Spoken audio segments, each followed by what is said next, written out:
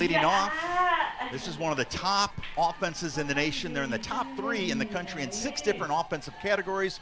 Mia Scott, she is solid there in the 3 spot. Had a couple home runs in game 2. And Maloney sends one down the left field line. It's going to be extra bases into the corner. She's digging, and she'll have a stand-up triple. And Ashton Maloney starts the game off with a bang for the Longhorns. Ashton Maloney getting things started early for Texas. Her feet moving like a slap, but that ball finds the left field line, and Bernardini out in left field. It's hard to tell her not to dive down the line, but that ball gets by her and gets stuck in the corner. Maloney leads the game off with a stand-up triple. Yeah, terrific start for the Longhorns, and here's Caden Henry with Maloney at third.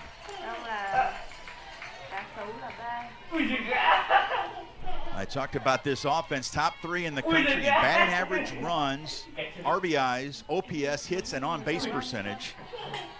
And they're off and running here today in game 3 of this series.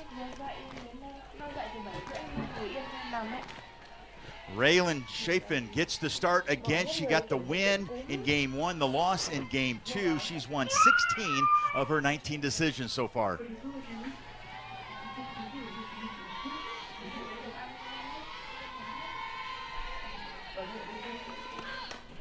Henry chops this one foul, 1-2 the count.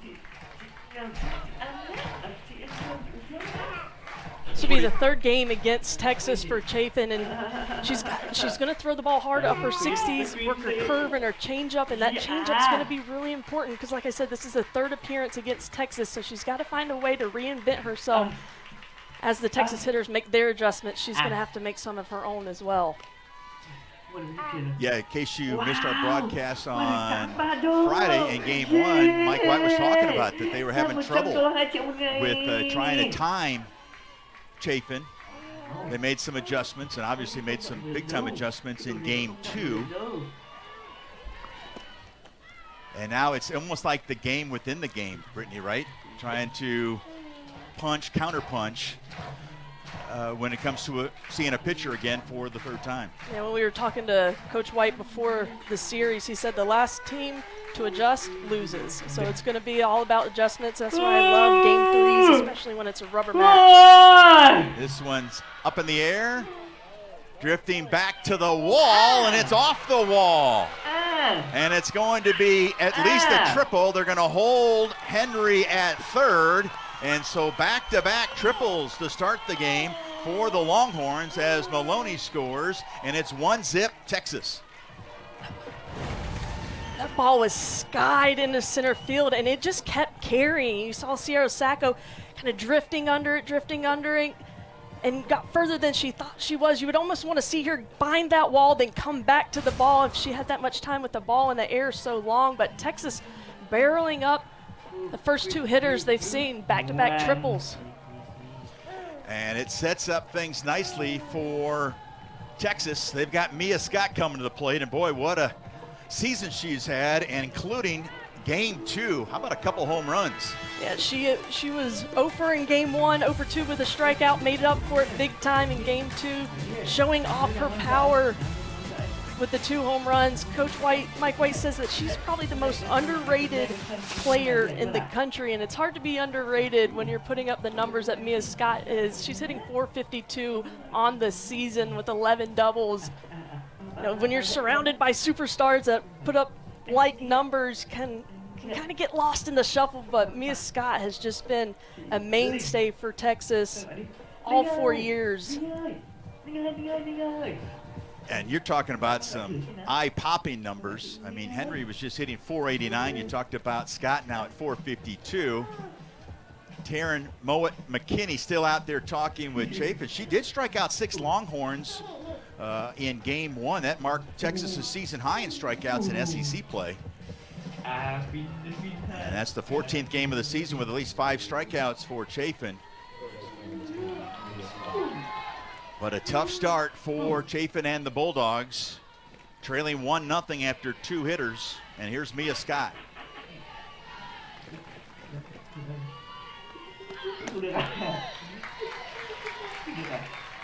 That's a good location by Chaffin. If she's able to get that outside corner called, she could live there.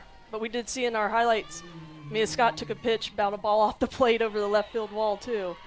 She's got great plate coverage. She sure does. What a sweet swing. So 1 out, nobody on for Reese Atwood.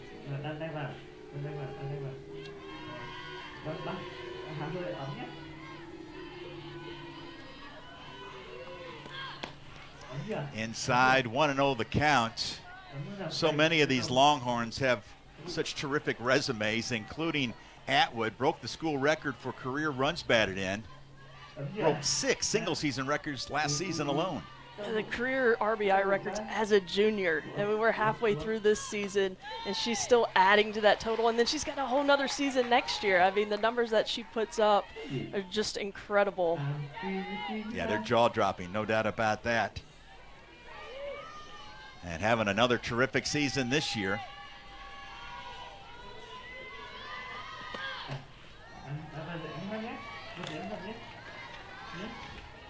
You talked about that Texas offense. I mean, they've got 17 games this year with 10-plus hits, 13 games with 10-plus runs. You see why it's one of the most dangerous offenses in the nation.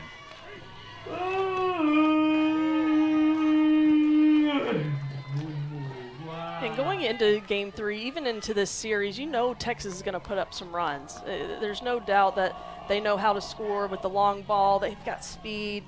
They have hitters like Reese Atwood. And if you're Mississippi State, you got to understand that they're going to score some runs, and you have got to stay in this game and be able to answer back.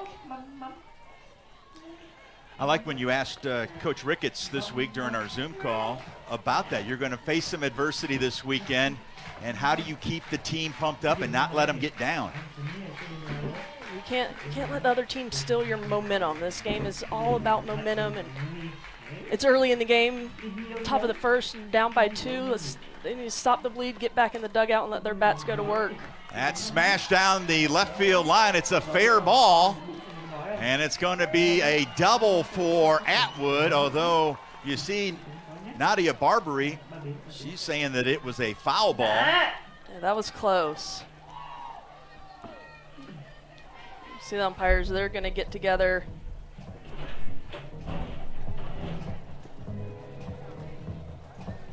Yeah, like you said, it was really close. From my angle, it looked like it hit chalk and then right past the third base bag. No. Here we go. Oh, great job by our crew. Yeah, if that doesn't touch the bag, I believe that's a foul ball. Foul ball, yeah. I'm with you, Brittany, on that. I appreciate the umpires getting together to try and make this right. You see the home plate umpire, Michael Thibodeau, talking with Coach Ricketts.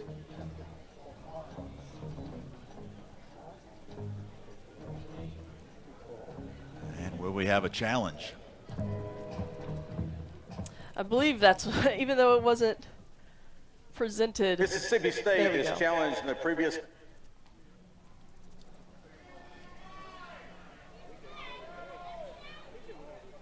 So yeah, they're going to take a look at this at the central location in Birmingham.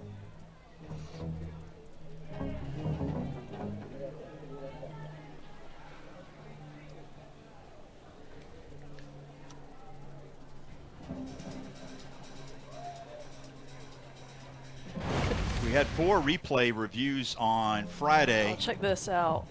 Oh, here's, Hawkeye. Hawkeye, that technology is spot on. I think this is going to be a foul ball. Yeah. We didn't need Hawkeye. You're right. You ate plenty of carrots growing up, Brittany. You already said it was foul. And Hawkeye's going to back you up on that, and let's see if the SEC agrees. But as I was saying, there were 4 reviews in Game 2, and they are all upheld. So we'll see. Mississippi State, the season record on reviews, 5-12.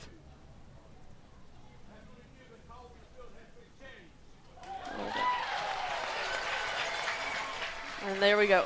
We have a foul ball. Reese Atwood's going to come back into the batter's box, and we're going to do it all again. I had all the confidence in the world in you, Brittany. I didn't even write it down on my score sheet that Atwood had a double. Oh. So now that changes things. So Atwood now getting ready to get back into the batter's box. Full count.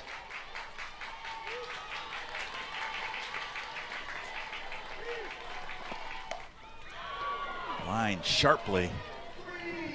Foul, and we'll do it again.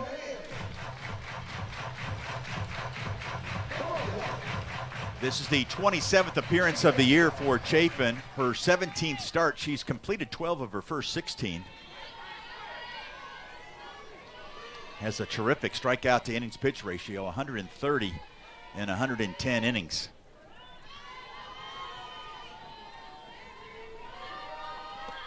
Swing and a miss. And Chaffin with her first strikeout of the afternoon. What an important pitch for Chaffin right here. Full count to Reese Atwood. The curveball on the outside corner. Great late break. Atwood just swings through it. She was just an inch away from having a double. But Chaffin, nice response to get the strikeout.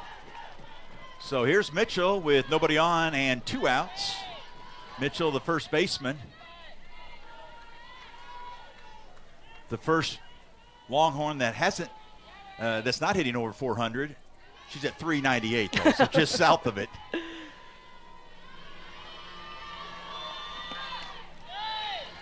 And you never know, a play like that, instead of Atwood getting the double, Chaffin comes back and strikes her out, looking for some kind of momentum shift. And you can absolutely steal momentum on defense. I think we saw that Friday in Game 2 when Texas was able to get the strike them out, throw them out, double play to end the inning, and then the next inning is when they started putting their runs and take the lead. Fouls it straight back. Mitchell had a home run on Friday, her 8th of the year. That's 3rd best on the team. Atwood's got 13, and then Stewart, who hit 7th in the lineup, has 10.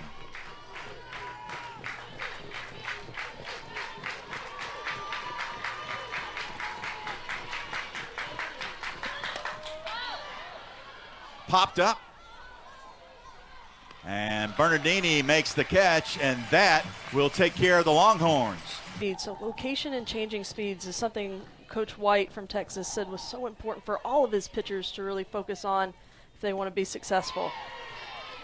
Here's Sacco. Speaking of successful, you talk about an igniter. She sets the table and then some for Mississippi State. Had that 29-game reach base streak snapped last weekend up in Chicago against Northwestern. But quite the transformation from slap to power out of Sierra Sacco. And she leads the team in all categories except home runs and at-bats, but she's 3rd and 2nd, respectively, in those statistics. Yeah, you see the 206 games as a leadoff. Sometimes you almost want to see Sierra Sacco in the heart of the order to come up more with runners on, but if you have somebody that can ignite a lineup and get the game going like Sierra Sacco is, that's where she thrives. She owns that leadoff spot better than probably anybody in the country. And that's quite an accomplishment for Chaffin, getting Sacco to strike out swinging to start things in the bottom of the 1st. Coming with the rise ball, in on the hands, just elevates out of the zone. You can see where it starts, and it comes across her body right at the letters. I mean, that's a pitch that's right at the letters, hard to take with 2 strikes, and it's hard to hit when you swing. Nadia Barbary at the plate. Chaffin gets ahead of her.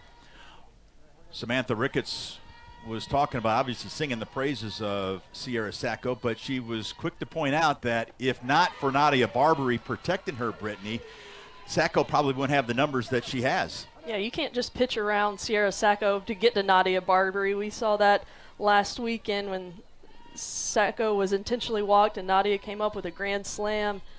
It's a 1-2 punch. There's a little flare into left that'll drop for a base hit. And Barbary gets the first base knock of the day for the Bulldogs. She was fooled previously on the changeup. Here she's able to sit back. and just get enough of her barrel on the ball. You can see the hitter's she's not trying to do too much and try and overpower Tegan Cavan, because that's just not going to happen. It's a good piece of hitting to get the ball in play and get something started for the Dogs. 1 on, 1 out for Jessie Blaine.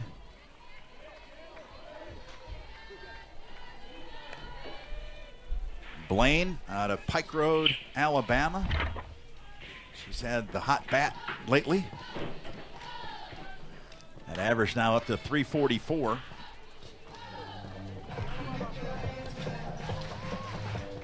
You see her asking the umpire, would that have been a strike if I didn't swing? And I think he shook his head no. So try to have a feel for the umpire's strike zone. She gets the best look at it behind the plate too. Blaine had a couple hits in game 2 of the doubleheader on Friday. Slaps it to the right side off the glove of Mitchell. Nice job by Bennett. Flipping it to Mitchell to take care of Jessie Blaine for the second out. And on the play, Barbary takes second. Nadia Barbary now in scoring position. I'm sure Jessie Blaine would like to get on base here, but having an opportunity to answer to the 2 spot that Texas put up in the top of this inning.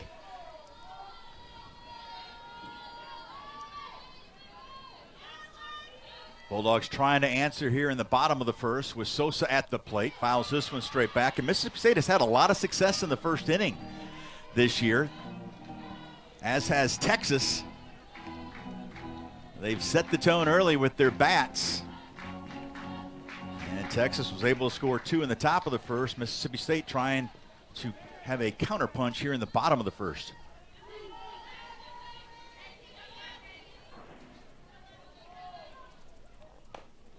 Chop foul.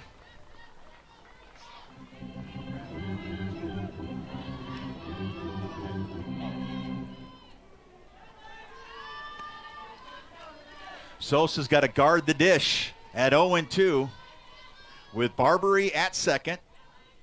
Sells is on deck if Sosa can reach.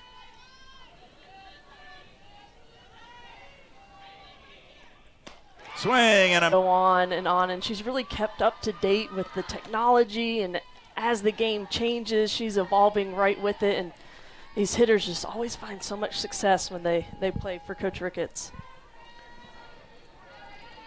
Yeah, hitting is definitely offense. That's her lane. It's kind of interesting, the head coaching matchup this weekend, because Mike White at Texas, just the opposite. Pitching is his lane. Yeah. Semez will lead things off here in the top of the second. There you see Mike White. All that guy has done is win. What he has done at Texas has been absolutely remarkable after a terrific stint at Oregon. And this one is yanked foul out of play by Semez.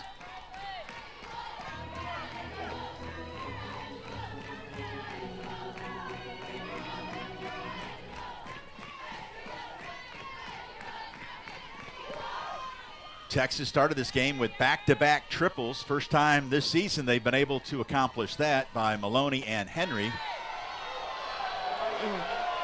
That one was close. You heard the umpires in the stands thinking that was and you saw Raylan Chaffin in the circle.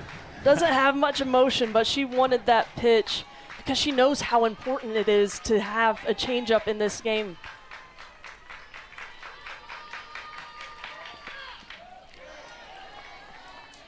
Semez staying alive.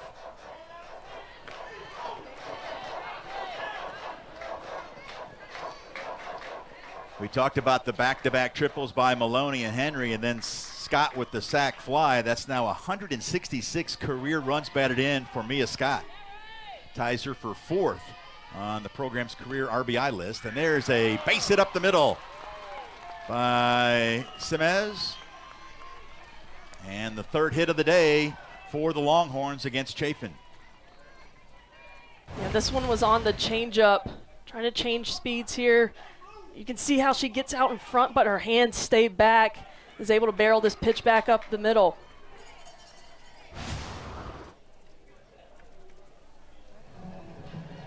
And we might have a pinch runner, yep. Looks like Wallace is going to pinch run. There you see Mike White going back to his third base coaching box. So Adea Wallace will run. And here's Katie Stewart.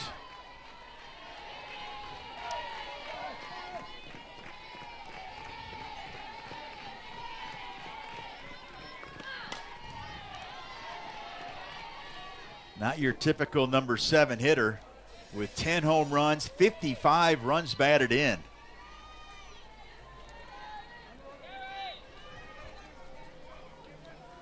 Yeah, there's really no weak spot in the Texas lineup. You cannot take a pitch off. You cannot take a hitter off.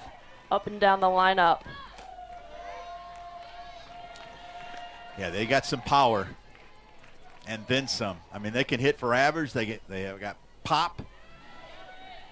And they have speed, too. And speed. They run the bases well. There you see Stewart combining with Atwood. That's a dynamic duel, to say the least.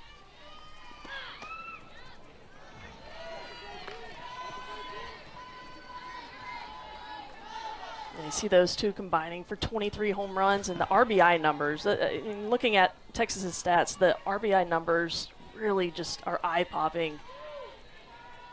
104 runs batted in combined and counting for that duel. And this one's lifted into short left field. Bernardini coming in and making the catch as she takes care of her left field counterpart for Texas, Katie Stewart, for the first out.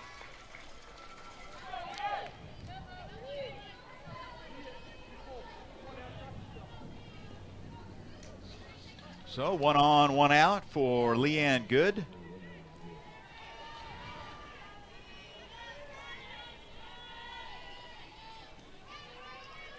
Good has,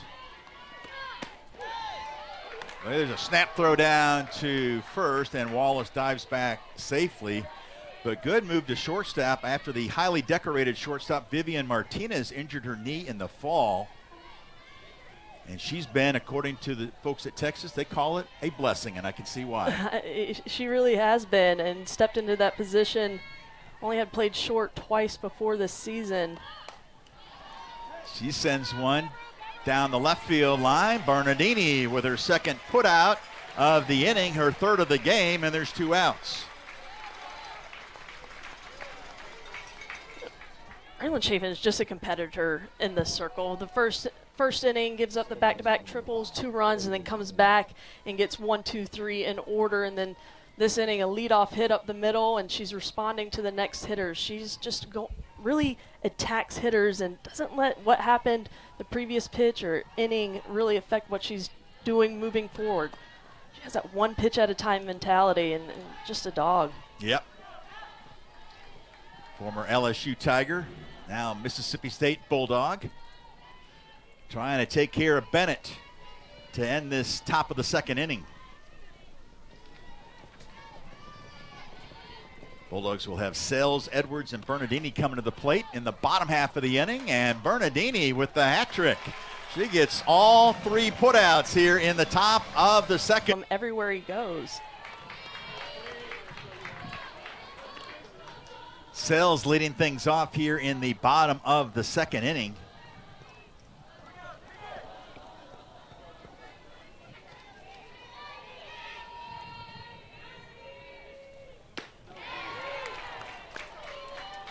We're already seeing early in this game some undisciplined swings from Mississippi State that we didn't see in game 1. They really did a nice job of laying off of the rise ball that was out of the zone. Chaffin taking advantage here and getting multiple swing and misses. Again, right on cue, just what you were talking about, Brittany, and a strikeout of Sells. And Chaffin now has 3 Ks already and 5 hitters. And all 3 of those Ks were on her rise ball out of the zone. This one well out of the zone. Yeah, up near the eyes. Here's Kylie Edwards, the shortstop.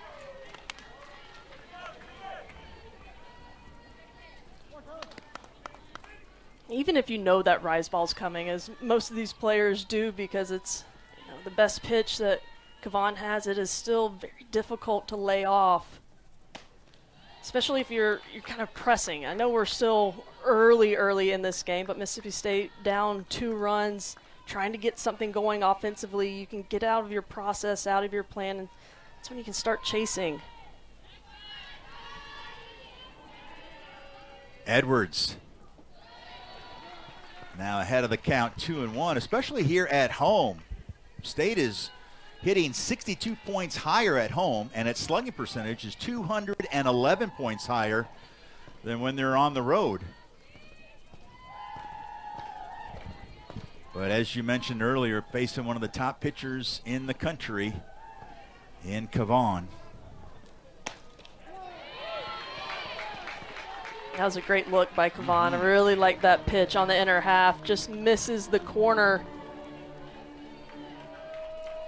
But she's a very dynamic pitcher. She can work east and west if she has to. If she has to go away from the rise ball, she's able to do that, and she can change speeds. There's ball 4. First walk of the day for Chaffin.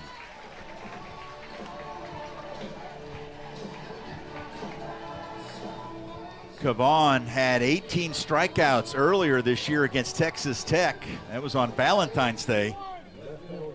She didn't show the Red Raiders much love on that day, striking out 18 of them. She did not. That was an incredible game. Her and Nyjah Kennedy going at it. But you can see that it's just not Tegan Chaffin. They have a full pitching staff with Mac Morgan and Citlali Gutierrez to back her up. And we've seen all 3 of those pitchers this series. But it's clear that Tegan Chaffin leads the way. And I keep saying it, but she's just a sophomore. I couldn't believe her performance as a freshman and then as a sophomore.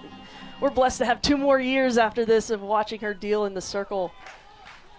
And she does deal. You see she's the D1 Pitcher of the Week.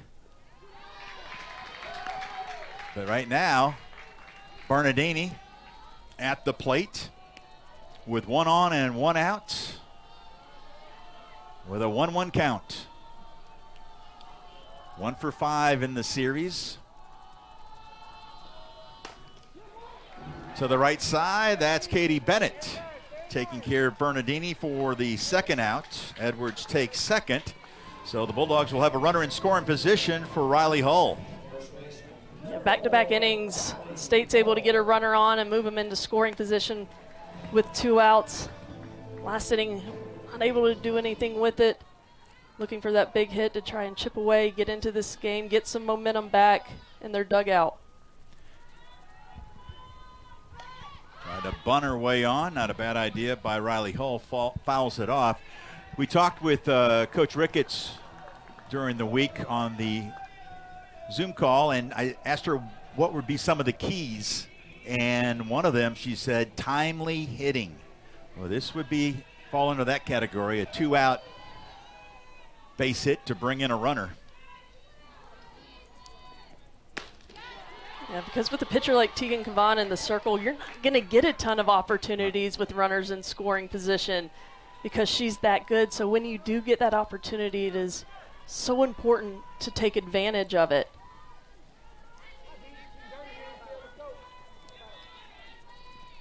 And State's win in Game 1, they only left 1 runner on base. And then in Game 2 that they fell, they left 7 runners on base, just not able to take advantage of opportunities that presented themselves in Game 2. We see how the outcomes change. Yeah, they had 7 hits in both games of the doubleheader. Winning Game 1 4-3 with the walk-off, and then losing the nightcap 7-3. And there's Mike White coming out to talk to his battery of Chaffin and Atwood. I think there's been some really close calls behind the plate, just missing the corner to our home plate umpire, Michael Thibodeau, back there, and just kind of trying to get a feel for that strike zone because she's not missing by much, and just refocus. And there you see Coach White back in the dugout. You got Edwards at 2nd. Remember, she scored on a 1st and 3rd play for MSU's first run of the series. That's when the Bulldogs jumped out to the lead. Texas rallied, took the lead, and then the dramatic walk-off in the bottom of the seventh to win game one of the series. This one into short center field. Coming on and making the catch is Henry. Cade and Henry can do it all. Bringing recognition to the disease and ovarian cancer, and I know LSU does their walk. They had 700 people join them from the community, all get together to recognize Alex and all of those who are fighting cancer. Just bigger than softball sometimes, and in the SEC they're so competitive with one another, but at the end of the day they can all come together for Alex, and will continue to do so. Yeah, teal is the color of the day. I know Texas is all about some burnt orange, and of course you've got the maroon here at Mississippi State, but everybody, and you can see in the uniform for Mississippi State, all about some teal in honor of Alex Wilcox. And I like it, the fact that everybody is united, the whole conference, setting aside the rivalries and all that.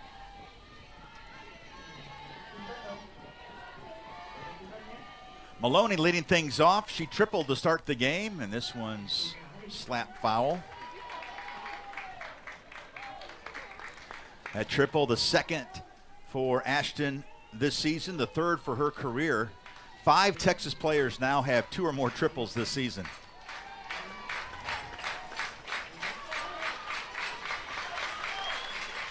Brought the batting average now up to 473. Line and snag by Riley Hull at first for the first out here in the third. That was a nice play by Riley Hull at first base, coming off the bat of Maloney, the slapper. It's hard to get a look at that with the lefty coming through the box, but she hangs tight with it. It's a big leadoff out for Mississippi State.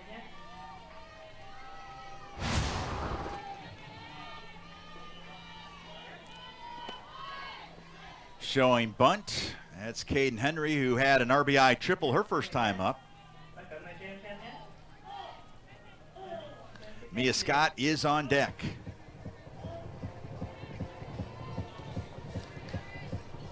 And look at that, 500 batting average, 555 on base percentage. And she's got a little pop, she's got some speed. I mean, the ultimate triple threat. Really puts defense in a bad situation when she comes up to the plate. Yeah, these numbers are just absolutely remarkable. Joking around just with Coach Ricketts about what Sierra Sacco has done. I mean, this far into the season, I mean, it's a large sample size for Sacco to be hitting over 500, and it's the same that can be said for some of these Texas hitters as well. Yeah, you would expect at the beginning of the season, see some numbers inflated, and right. then they even out once you get into SEC play and come back down to earth. But no, these numbers just keep going up. The success is there in the box.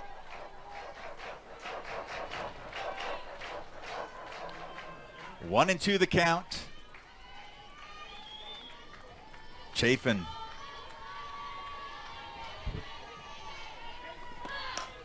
And there's a fly ball to left, carrying back to the track, and making the catch is Bernardini for the second out. She's been busy out there in left. She really has, coming off the bat of lefties and righties to left field a lot today, but the ball is really carrying too. We saw that earlier in the game in the first inning to center field, but that ball just kept going. Not a ton of wind, but definitely something making the ball move when it gets elevated.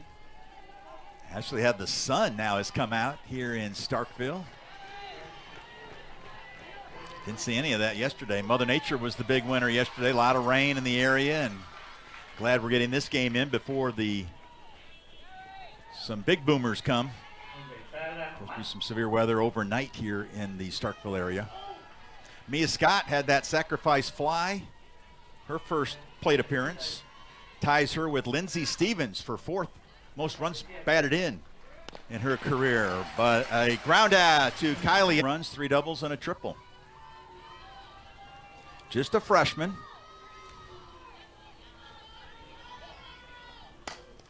Chopped to third. That's Mia Scott. The throw is high, but the tag by Mitchell on Stiles, and there's one out here in the bottom of the third. A great grab by Mitchell.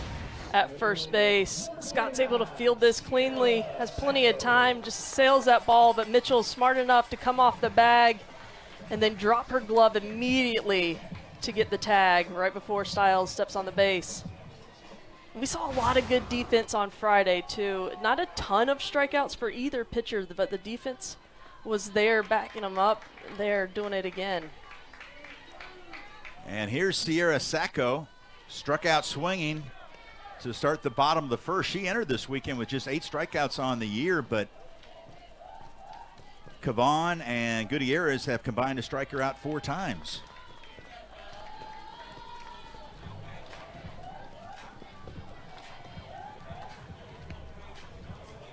And with 1 out here in the bottom of the third, Reese Atwood came out and went out and had a short visit with Tegan Chaffin.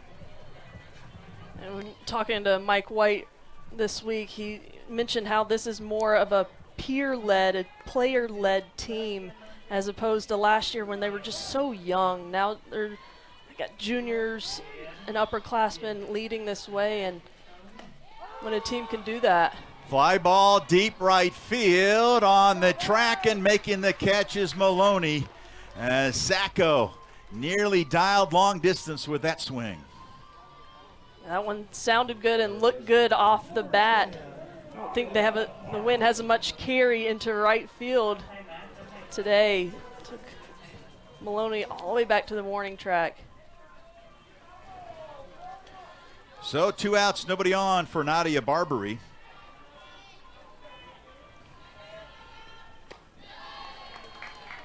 Barbary has the only base hit of the afternoon so far for the Bulldogs. That was back in the first inning.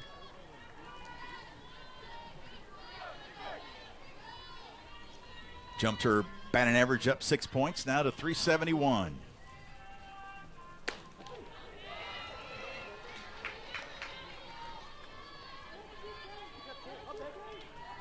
Blaine will come to the plate if Barbary can reach.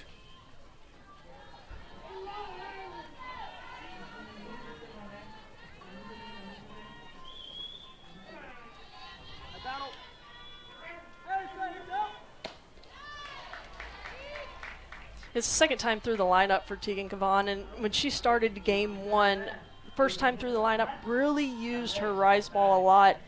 And then second, third time through the lineup, she really reinvented herself to these hitters and was working east-west, off-speed,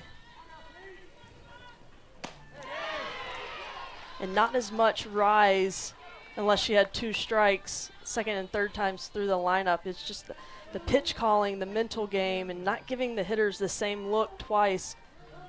It really helps her success in the circle and have the ability to be able to do that. Opponents only hitting a .192 against Chaffin. Barbary stays alive.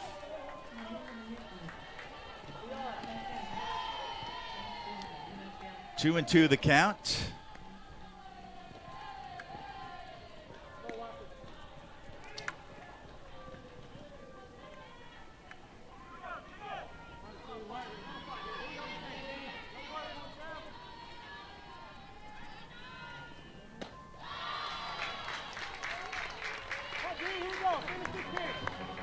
And the count is now full to Nadia Barbary.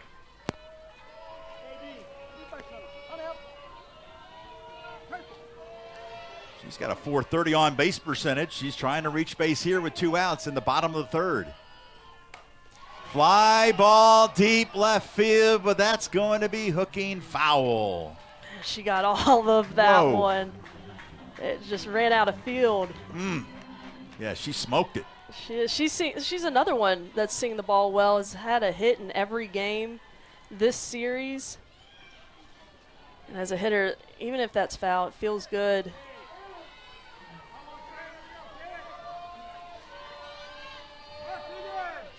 Another payoff pitch. And Barbary hanging tough in that batter's box against the D1 pitcher of the week. She's showing the ability to take something on the outer half, foul it off, inner half, foul it off. Just looking for a mistake here, but Kavan has the ability to change speeds as well.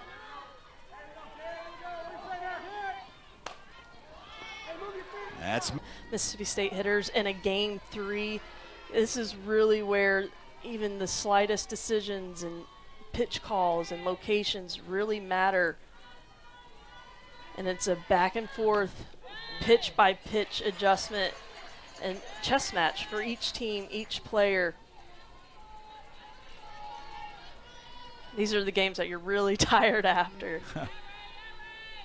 Yeah, we've been looking forward to it, and they've had to wait an extra day to play this third game. They had 2 on Friday, then everything was rained out yesterday. That's why we played 2 on Friday, and then the third and final game here today. A lot on the line for both these teams. Atwood leading things off here in the top of the 4th, followed by Mitchell. And then Simez. Atwood struck out swinging her first time up. This is a Texas offense we talked about being top 3 in the country in batting average, runs, RBIs, OPS, hits, and on-base percentage. And to no surprise, they have not been shut out this year and only been kept to 1 run all season. That was in that loss to Florida. One of only 3 losses on the year for Texas. And you can see where they are in the SEC and nationally. All these numbers coming into this weekend. Yeah, I mean, you think about Texas softball, you think about their offense, and there's a reason why the numbers support what we all see when they step onto the field. This one's yanked deep but foul. What about looking at those numbers if you're like the opponent's pitching coach, like Taryn Mowat McKinney has to do? I mean, those are kind of some daunting numbers, but I mean, but knowing Taryn, she sees that as a challenge. Well, I'm sure going into the scouting report that probably had to double check those numbers, Yeah. make sure they were real. And that pitch right there, I have no idea where that missed. Yeah. I bet Taryn's wondering too.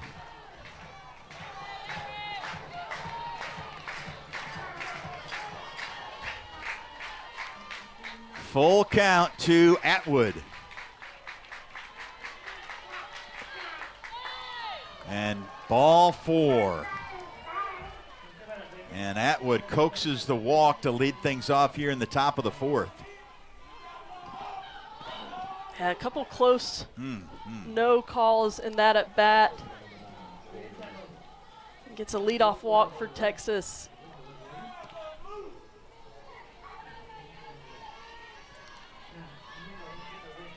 There you see Atwood, who was a National Player of the Year finalist a season ago. There's a strike call to Mitchell.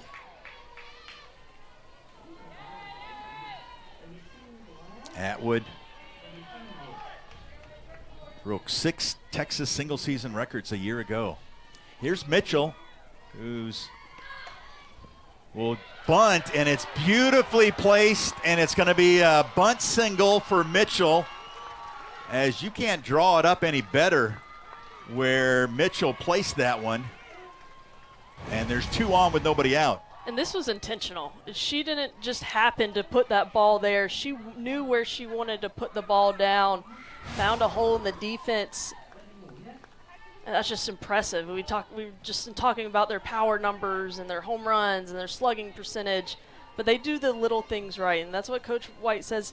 We play the game the right way. He wants all of his teams to play the game the right way, pay attention to detail, do the small things right, and that was so intentional and perfectly executed by Jolie Mitchell. And so now Mike White's got something brewing here in the top of the 4th with 2 on and nobody out. Simez at the plate. Got a base hit to lead things off in the 2nd. State anticipating a bunt.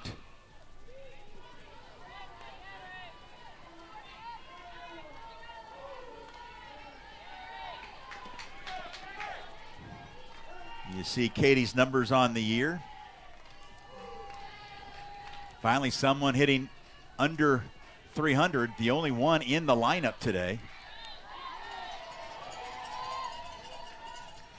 But when you've got a team batting average of 384, you're not going to have many. No. Under 300.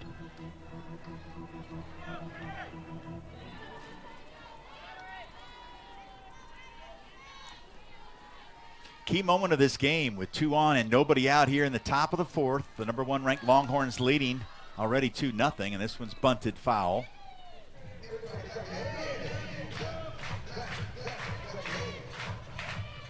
And now 1 and 2 the count.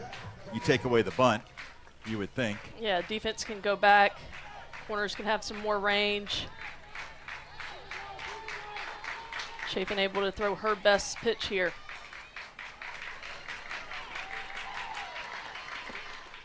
Oh, that one got past Blaine. The throw down to third is not going to be in time. As now Texas has 2 in scoring position with nobody out. And now this is when the infield's going to have to be pulled in. Seeing how difficult it is to get runs across with Tegan Caban in the circle. Yeah, you can't dig too deep of a hole if you're Mississippi State.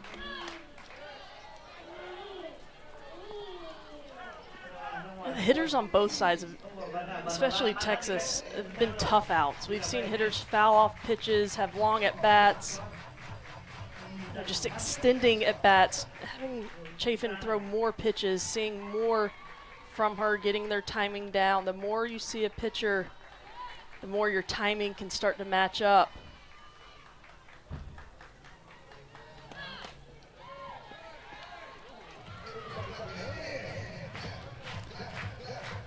Some of the keys that Samantha Ricketts was telling us before the series, we talked about last inning, the timely hitting, but making quality pitches.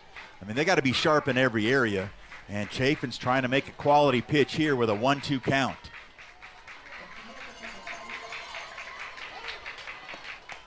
Popped up. Looks like it will drift out of play. Top of the Mississippi State dugout. And we'll do it again at 1-2.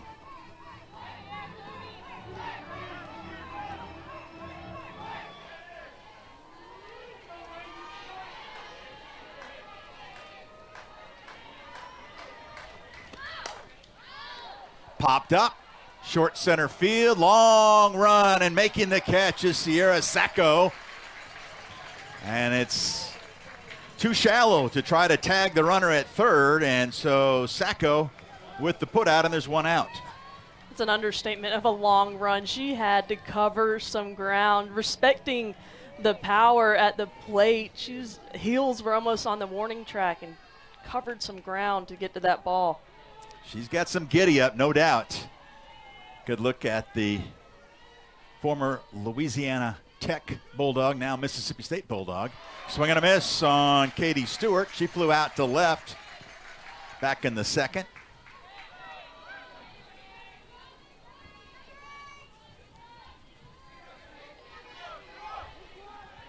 .55 ribbies on the year. She's got 2 in scoring position here. And she's hitting .489 this year with runners in scoring position. She gets locked in with this situation, but it's Chaffin that gets ahead of Stewart 0-2. Just impressed about her composure. Chaffin in the circle, has runners at second and third, no outs, battles back and comes right back here with the 0-2 count.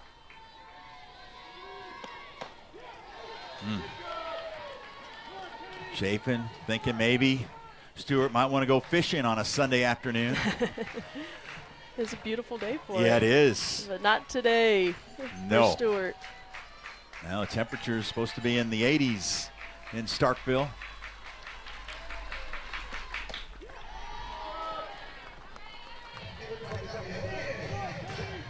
And it's 2-2 the count with 2 on here in the top of the 4th inning.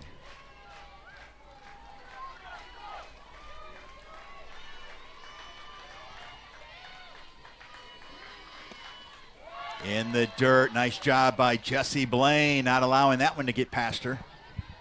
Phenomenal job by Jessie Blaine, and she's really been become the mainstay behind the plate for Mississippi State. This ball in the dirt, runner on third base, you're always ready. But, I mean, she had to go and lean and sacrifice to keep that ball in front and not ricocheting off to the side.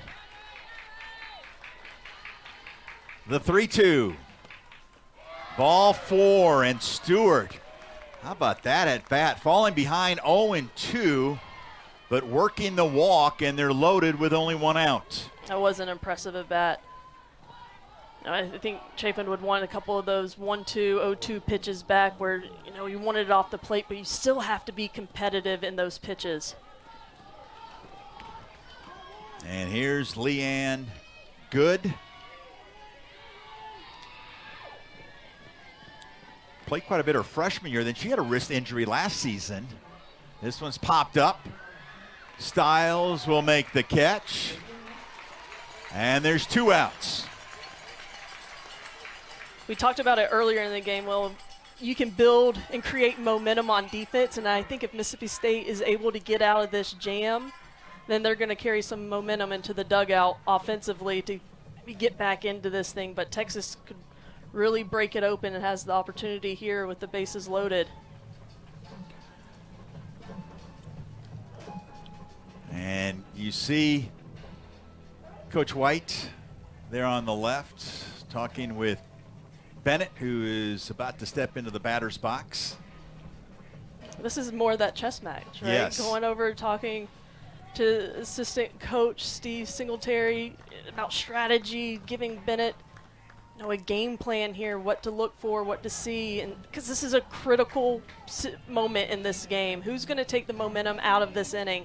Texas very well could here with a base hit, or Mississippi State can gain some momentum in getting out of a jam.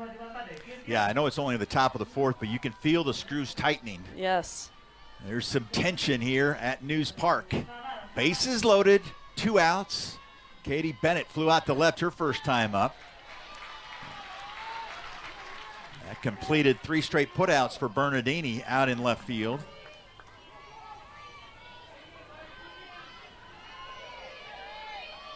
Chaffin had retired 6 in a row before this inning.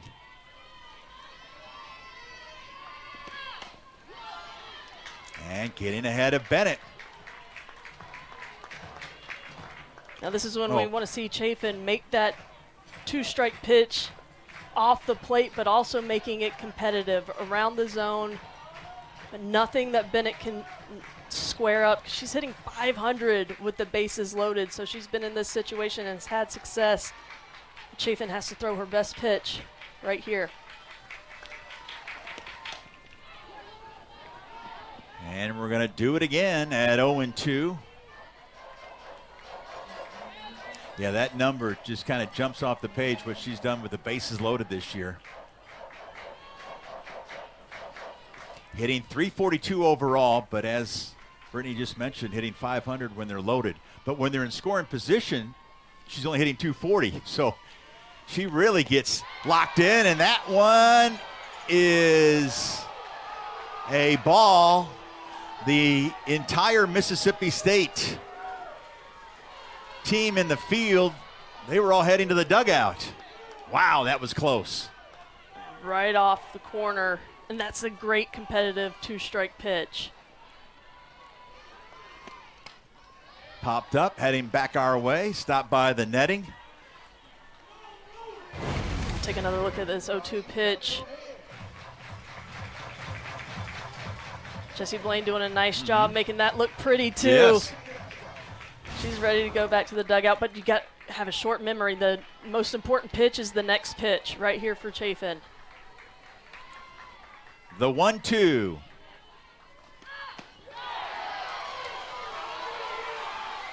How about the discipline by Texas? Incredible. From Katie Bennett, and we saw it with Katie Stewart working back from 0-2 to induce a walk, and Bennett here 0-2, even this, and then works it back to 2-2, fouling off some pitches, not chasing out of the zone.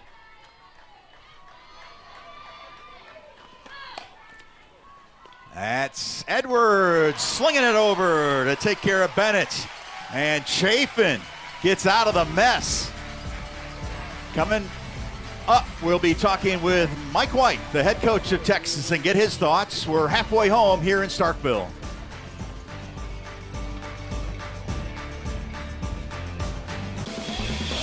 The SEC and SEC Network thank our official corporate sponsors for their continued support of our student athletes during every championship season.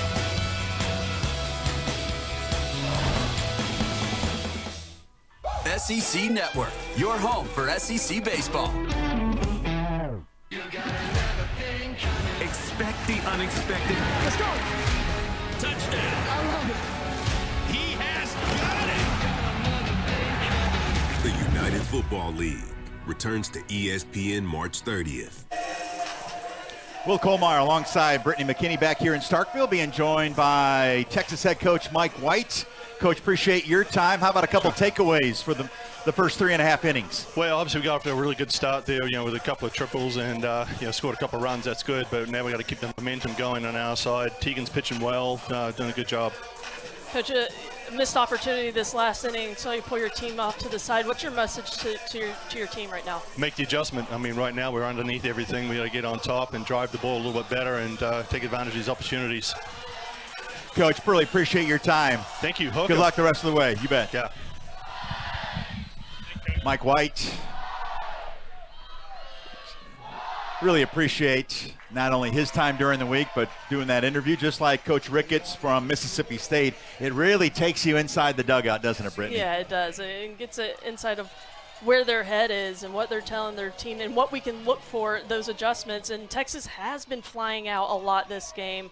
The previous 2 games, pretty even fly out to ground ball ratio, but just easy fly outs with runners on base, not making the defense make a play, put the pressure on, leaving things on the table. Blaine at the plate leading things off, falls behind 0-1 the count. It'll be Blaine, Sosa, and Sells, the 3, 4, and 5 hitter.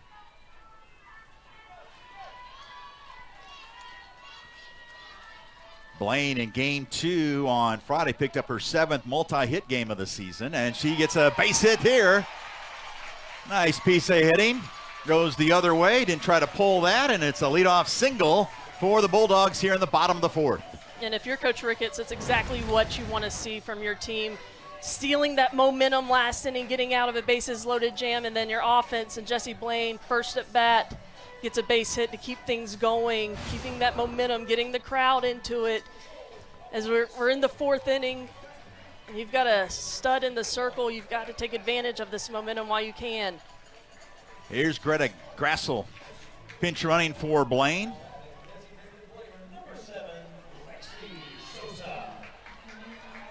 Grassel out of Boscobel, Wisconsin. Getting a chance to run for Blaine with Sosa at the plate. Struck out swinging to end the 1st.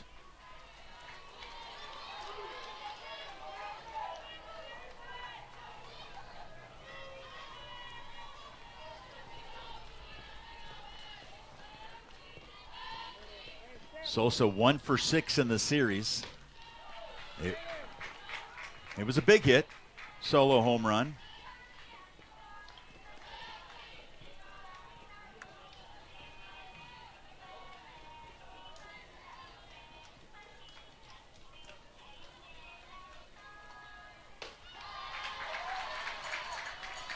That's upstairs, 2-1 the count.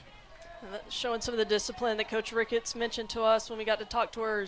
Discipline at the plate, staying in your process, staying in the game plan. Sosa will lay off the rise ball there. More of the same, and it's now 3-1.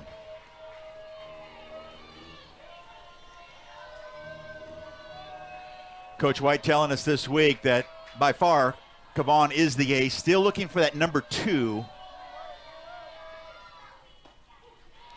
Taking, and a strike called. You see the frustration from Lexi Sosa. She knows she missed an opportunity on that pitch. Not many times you're going to see a ball out of the hand of Tegan Cavan get that much plate.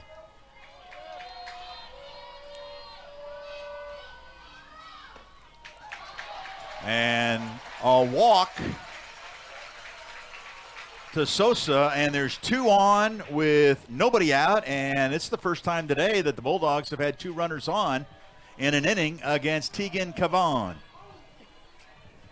In SEC play, she's only had 4 walks coming into today, and now a walk there and one earlier in the game.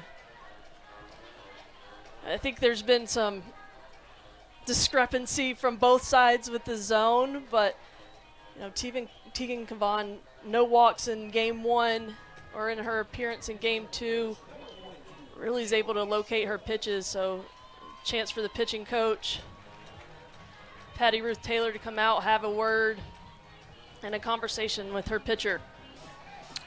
Yeah, she came out this time. Mike White actually came out earlier, and the Texas folks tell us that Mike White never goes out there. So it's obviously a point of concern right now for this Texas coaching staff. Sells now pinch running. Kalani Sells with her sister, Kiara Sells, at the plate. And you can hear the displeasure of the umpires in the stands.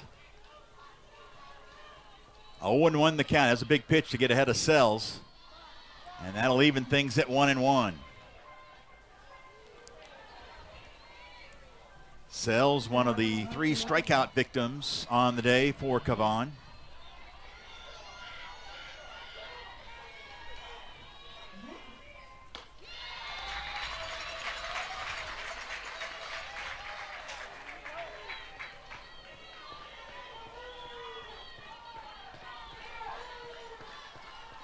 Kylie Edwards is on deck. Wind blowing straight out to center. And it's now 3-1 the count.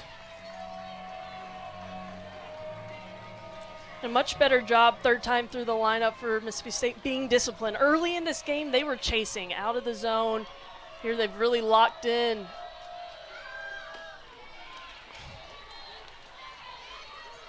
Yeah, you heard Samantha Ricketts talking about that when we interviewed her last inning, that there was time to make some adjustments. Yeah, it's one thing to say it, but then to see your team Yes, actually do it. execute it, right. yes, absolutely. You see Ricketts, and this one's popped up into left field. Katie Stewart has a beat on it near the line, and that's the first out here in the bottom of the 4th. That 3-1 pitch to both Sosa and Sells were really good pitches to take advantage of, and both of them watched it go by. With a pitcher like Chaffin in the circle that does not walk many hitters, just 4 coming into this weekend in SEC play, that's the pitch you got to be sitting on and take advantage of being ahead in an account. So here's Kylie Edwards, who walked her first time, one of those rare walks. There's a strike called. Mississippi State, they won game 1 on Friday. That was the Bulldogs' 3rd time in program history knocking off a number 1 ranked team, and their first win over a number 1 since beating LSU 10 years ago here at News Park.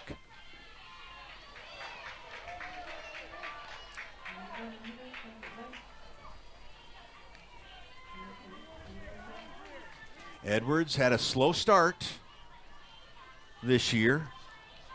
As you can see now, hitting at 320. She was just hitting 166 through the first 11 games. And she's come up in big moments, too. Mm-hmm. She's really a competitor and a clutch hitter, and she has an opportunity to add to that clutch resume here.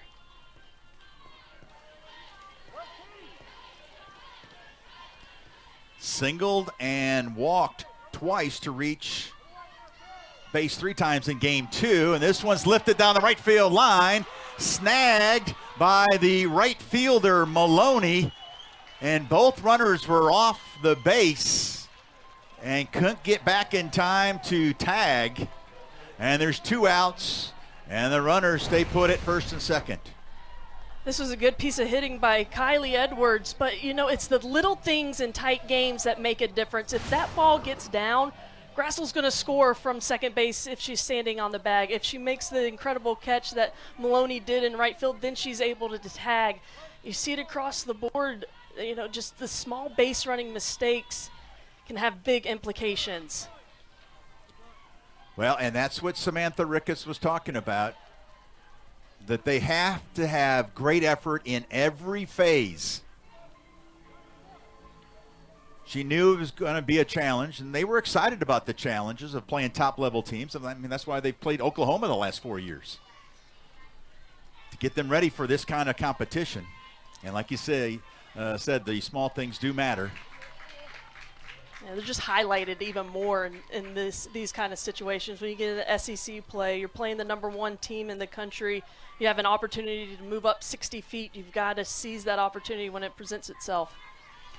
It's up to Bernardini to come through here with 2 on and 2 outs. There's a strike called. And now she's got to guard the plate at 1 and 2. Just like Mississippi State was able to steal some momentum of getting out of a bases-loaded jam, Texas could get the momentum back swinging their way if they're able to get out of this jam.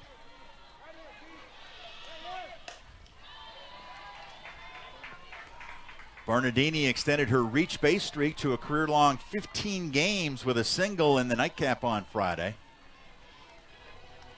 She would like to extend it one more game with this at-bat.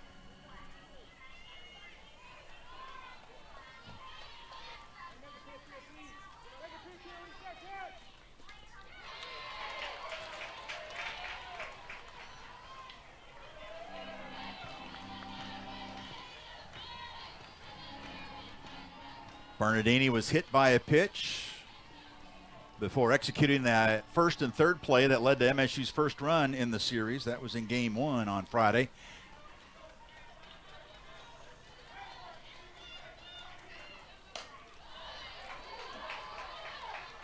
Hanging in there. Sure is. We've seen it from both sides. They're just fighting in the box, fouling off pitches, extending at bats. Not going down easy, and especially against a pitcher like Tegan Cavan that can hit all zones, in and out, up, change speeds. You have to be ready for everything, especially in a 1-2 count. Bernardini doing a nice job to stay alive to see another pitch. The junior is hitting over 400 with runners in scoring position, and she's now worked the count even at 2 and 2.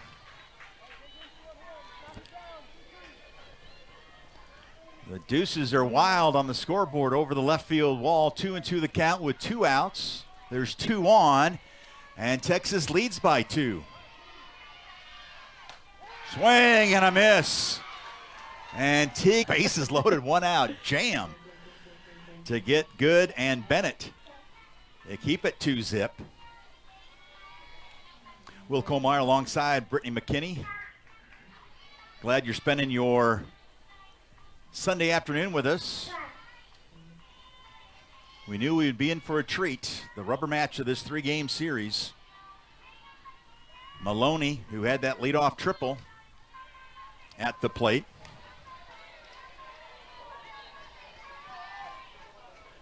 She's part of that offense that returned. Mike White had 85% of his offense come back from a year ago and 74% of his pitching.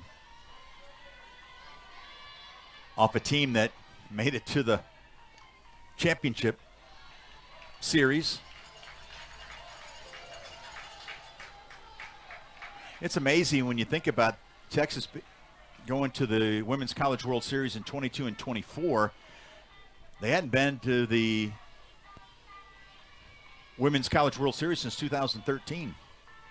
But Mike White's got it rolling now. There's a line drive, base hit. Maloney again going the other way. Slaps a base hit. She's now 2 for 3. Now you mentioned going to the World Series, playing on the biggest stage in our sport.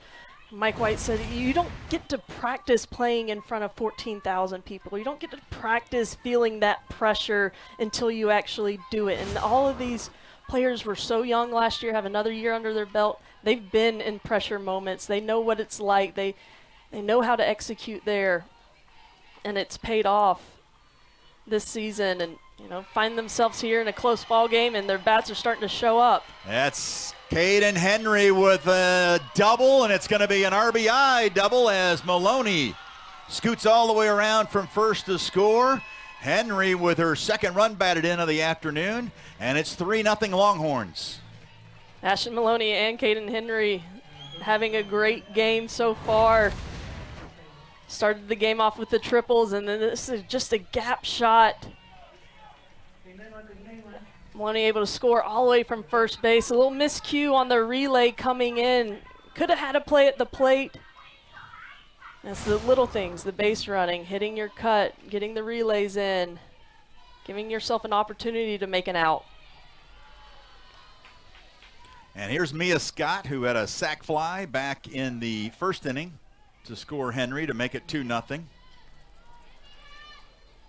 That was her 6th sacrifice fly this season, ties for the second on the program's single season sacrifice fly list. And she's part of that 1-2-3 punch at the top of the order. What did Mike White tell us? He feels like he's got 3 Sierra Saccos. Just to have one, you'd be grateful, but to have 3. And there's a base hit down the left field line. Mike White is sending Henry. She will score easily, and it's an RBI single by Mia Scott. And it's now 4-0 Texas. I'll tell you what, Mia Scott took that second pitch on the inside part of the plate, and then Raylan Chaffin goes outside with it. I mean, that's in the other batter's box, and she just throws her bat at it. It's enough of the barrel and sneaks it down the left field line for an RBI. And here's Reese Atwood, the catcher. Struck out swinging in the first, walked in the fourth.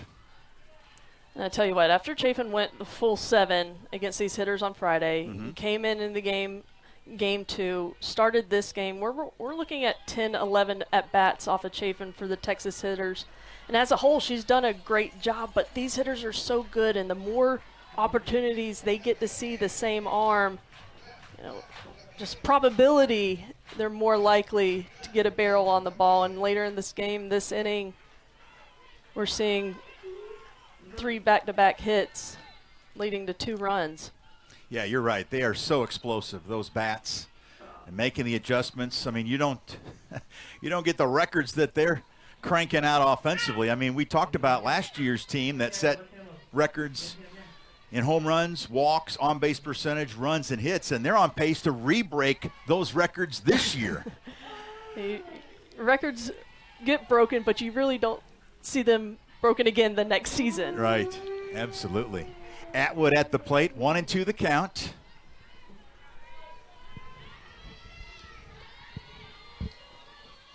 Hitting at .417 currently. That's upstairs. And Brittany, you're a former star catcher at North Carolina.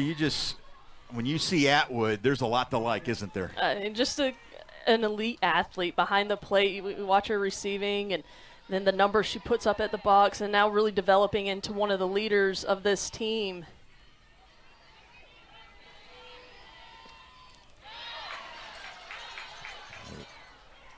The strikeout by Chaffin on Atwood. That was a big strikeout for Chaffin to try to stop the bleeding, at least temporarily. Now there's 1 out with the runner at first for Mitchell. I've said it before in this game, just the composure that Chaffin has in this circle. When things look like they could go bad in a hurry, she's always composed and has a response. And to come back and get Reese Atwood to chase a changeup in the dirt to get that first out of the inning is big time. I mean, she's showing that why she's number 1 on the staff, why they're willing to put her out there for the 3rd time against Texas. Yeah, she's definitely the centerpiece of this pitching staff. But, she's got a perspective shift, right, for what she's gone through. Entered the transfer portal last May from LSU, committed to state, then diagnosed with thyroid cancer, had the surgery to remove the cancer, and less than 2 months later, she was in the circle again. And I think what can get missed there is that when she transferred to Mississippi State, shortly after that, classes had just started. She had just met the team, and she didn't really have that community around her, but her teammates really stepped up with the new player coming in, going through a life-altering diagnosis, and then to come back. I think Coach Ricketts has mentioned that it puts things in perspective for her at a young age and as a competitor. I mean, just the strength that she's shown to come back from battling thyroid cancer, and the first week of the season being named the national pitcher of the week. It's just an incredible story for an incredible person. Yeah, no doubt about that. And one of a handful of inspiring stories on this year's Mississippi State squad.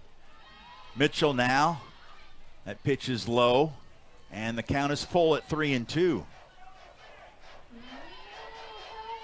I mean, Delaney Everett, we saw her pitch and has pitched well this season. Got some terrific numbers. She lost her father just before the season. That was devastating, unexpectedly. This team has really rallied around and been there for their teammates. And today, the All for Alex Day, you see the teal. I mean, it just is a reminder that these are more than just athletes on the field. They're players that go through things, that have life outside of this. And, you know, that bond you create with your teammates when you go through hardships, that's what really lasts a lifetime. Chaffin with a 3-2 count on Mitchell, who is 1 for 2 today. There's a fly ball to deep left, and the ballpark's not big enough. A second to Chaffin's 7 appearances when it comes to a debut win streak. And she's desperately has to keep it and keep these Texas hitters at bay, trailing now 6-0. Bulldogs also have to be careful with the run rule. Yeah, getting close to that territory would be 8 after 5. And Josie Marin's an arm that Texas hasn't seen yet. They've seen Raylan plenty. Then we saw Lexi Sosa make an appearance game 2. Delaney Everett got the start in game 2. So having the ability to give these hitters a different look and something down in the zone.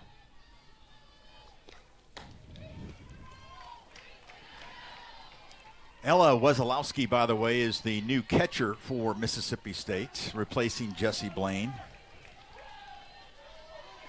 And Blaine and Wesolowski have combined to pick off 6 runners. That's as many as all the other SEC teams combined. There's a strike called.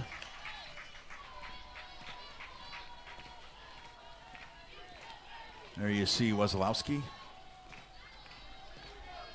a sophomore.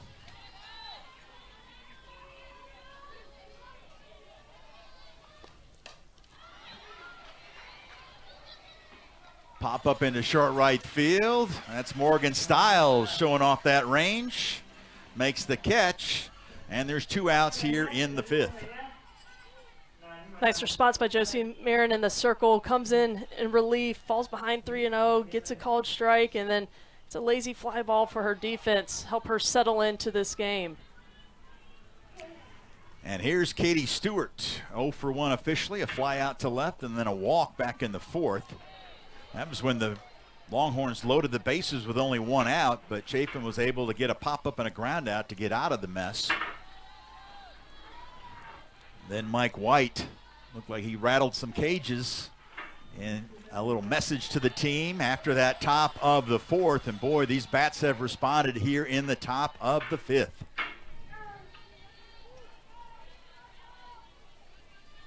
Yeah, he mentioned to us that, you know, the fly balls, there were too many fly balls getting under the ball, and they certainly have made that adjustment and started squaring some things off. And you see what the drop ball from Josie Marin can do to hitters.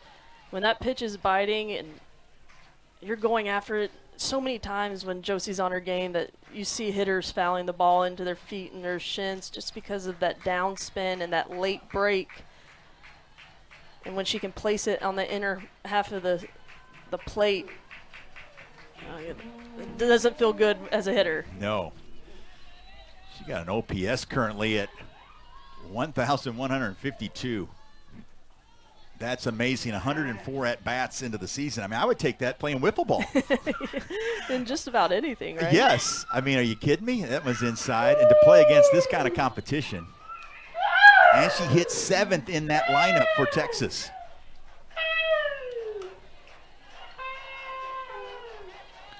And they are out-hitting State today 8-2.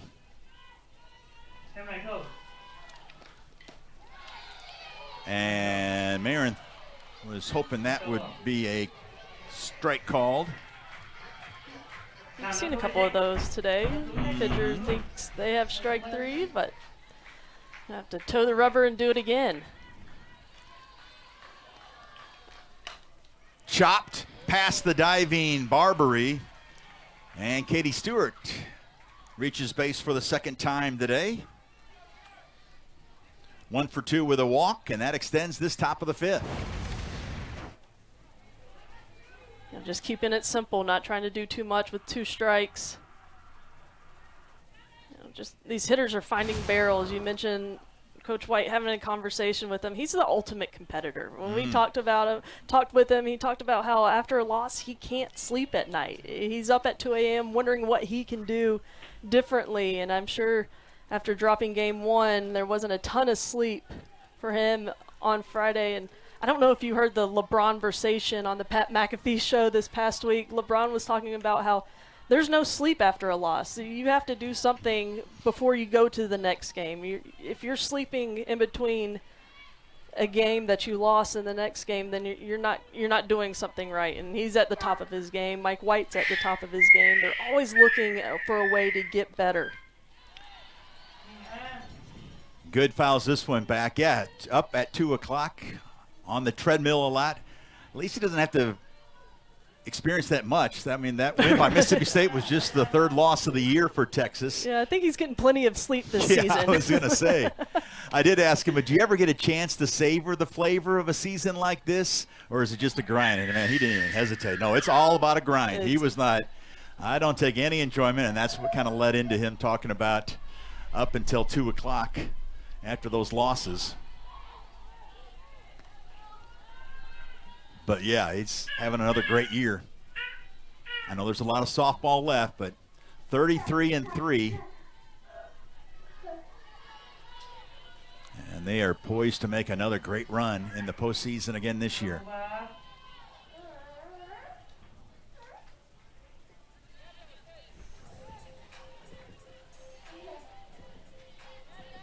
Little mix up there with the signs. LOS Zalowski behind the plate calling time. Make sure everybody's on the same page. You can't waste a pitch. You can't be off against these hitters.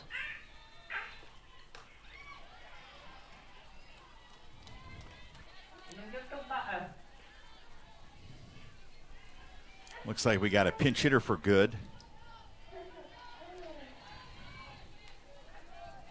Hiroga.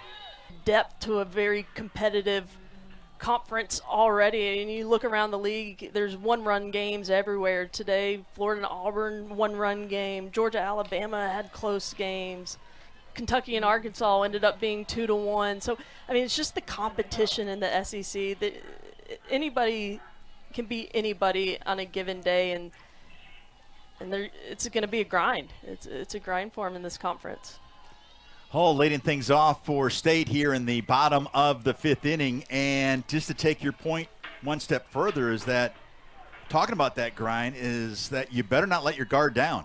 He said, he made it perfectly clear, you're going to get beat. You let your guard down, yep. The margin of error is so small in this conference. And he's saying that don't be surprised if 15 teams go to the regionals. Yeah, I mean, when you play in the SEC, your RPI is going to be up towards the top just based on the schedule alone. And he said nothing against the Big 12, but he said it's not like the SEC. There are some weekends that you feel very confident going into that you're not going to get much of a challenge. Yeah, not that way this year in the SEC. Yeah, the prep work is there every week going into an SEC series. Riley Hull lined out to Henry, who made a nice catch to take a base hit away from her the first time, and she does it again. Wow. How about the play by Caden Henry? She's got web gems. I mean, she's flashing leather all weekend long. I tell you what, she covered some ground, and this to me is a more impressive catch than her first one where she laid out. Because, I mean, that's a shoestring grab, and to be able to maintain possession of the ball. Her first step off the bat was a dead sprint. She wasted no time to get there. Phenomenal athleticism by Henry in center field. What did Mike White tell us? Henry, the fastest player on the team.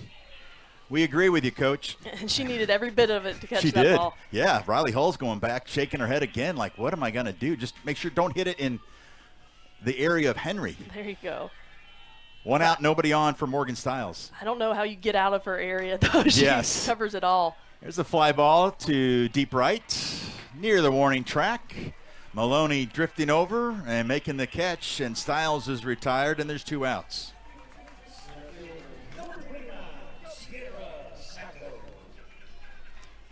And so here's Sacco. Asked Coach Ricketts about what separates her, what makes her so special. She said it starts with her mentality. And she does better against the better opponents. She likes the challenge, the velocity, the movement of the pitches. I mean, she came into this weekend hitting .510, .588 in SEC play.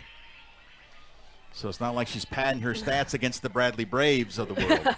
You know what I'm saying?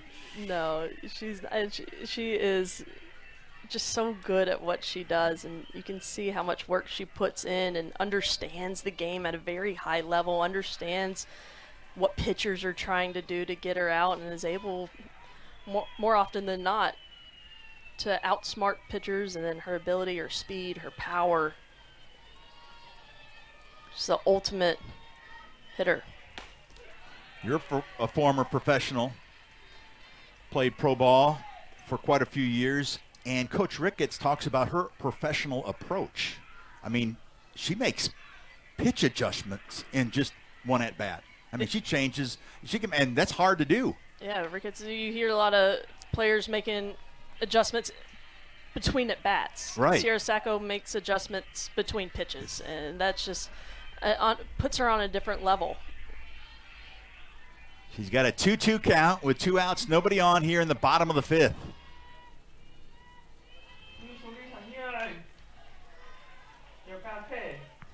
Coach Ricketts also talked about how she's just locked in. I mean, during practice, during BP, and she makes everybody around her better, which is a great trait. Yeah, when your best player is your hardest working player, that gives your teammates something to see, something to watch, to aspire to. Hey, if you want to bat 500, this is what it looks like when we're at practice. And is that strike 3 called? Yes, had a little bit of a delay, and that will end the inning.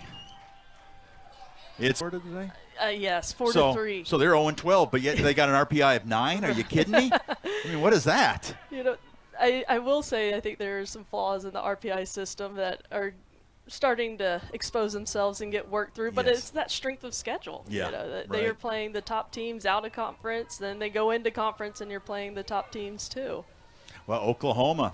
Yeah. I mean, winning all those national titles in a row, they can't get anybody. They can't schedule anybody. Nobody wants to play them. So they've got a 10 RPI. You know, I think this is the first time in 4 years since Oklahoma's dominated the scene that, you know, it's kind of anybody's ball game at the top to take home the championship this year, and it makes it really exciting. I mean, it was exciting to watch, you know, Oklahoma go back to back to back to back, and just how good they were, but it's a little bit lighter at the top. Katie Bennett pops up to Morgan Stiles in foul territory, and so Stiles takes care of the Texas second baseman, Katie Bennett, for the first out here in the top of the 6th. Yeah, I can't wait. It's going to be a fun season, and like we talked about, there's a lot of softball left, and I'm anxious to see how this thing all shakes out. Ashton Maloney, 2 for 3 today. Tripled to start the game. Came in to score. And also singled and scored in the 5th. Both times driven in by the young lady on deck, Caden Henry. Yeah, these two have had themselves a game so far. Fine for 4 runs. 4 of the 6 runs for Texas.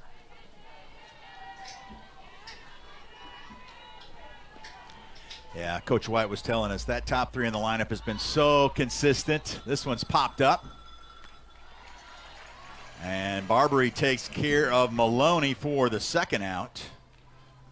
As Josie Marin taking care of business in the circle. And here's Caden Henry. Yeah, Josie Marin coming in relief has done a really nice job giving Texas a different look. Has set the Longhorns down in order since she's come in. Oh, excuse me, she did give up the one hit, but no damage done. No, that was to Stewart, but she's retired 4 of the 5 Longhorns, which is saying something because Texas was 8 for 20 against one of the top pitchers, not only in the SEC, but in the country so far this year, Raylan Chaffin.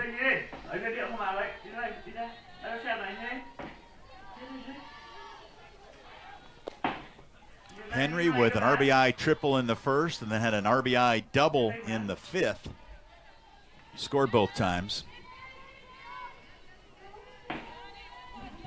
Nothing like a 500 batting average.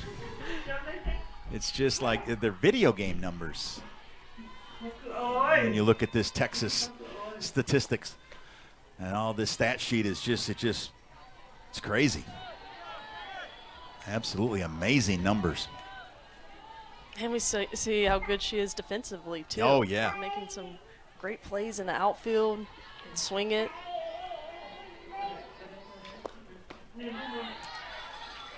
Strike call now 2-2. And just to complete that thought on Mike White, yeah, the top three in the lineup has been so consistent, but he's liked the production he's getting throughout the order. He said you can't be hot every game, although I don't. Out to Arizona and played. They've scheduled Texas Tech twice. I mean, they challenge themselves out of conference, too. The road is never easy. No, they find out who they are against that kind of competition. In case they don't know, Brittany and I will tell you all about what they are. They're a very good all-around team, and you can see why they're in great shape to make it 34-3 on the year and win yet another series. Barbary trying to get things started for Mississippi State. Bulldogs down to their final 6 outs. It'll be Barbary and then Blaine and then Sosa, the scheduled hitters here in the bottom of the 6th for MSU. Popped up, short right center field. Henry makes the catch, and there's one out here in the bottom of the 6th. We told you about what's coming up for Mike White. This is what Samantha Ricketts and Mississippi State has. They've got a midweek game against Central Arkansas. You'll be able to watch it just like this one here today on your ESPN app. They'll go to number 10, Tennessee, next weekend, and then they'll host Missouri. So just kind of flip-flopping the schedule with Texas the next 2 weekends in SEC play. Yeah, they'll go out to Oklahoma, play in their new stadium, Loves Field. I haven't been there in person, just been able to see it on TV, and the thing is beautiful, and they have it rocking. And Coach Ricketts going back to her alma mater. That should be a great series between those two. Yeah, boy, she sure enjoyed her time, and why not when you cranked out the stats that Ricketts did at Oklahoma. But they played Oklahoma, like I said, the last 4 years. You can see she didn't agree with that call either.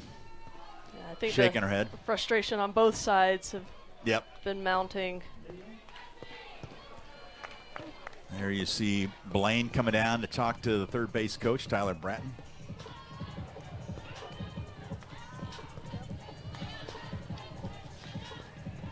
You know, sometimes you're going to run into times where you don't agree with every strike or ball that's called, but you know, the game doesn't know what happened that last pitch. The game doesn't know that you're frustrated about a call, so you've got to really tune that out, and Jessie Blaine taking a second to get her mind right for this 0-2 pitch.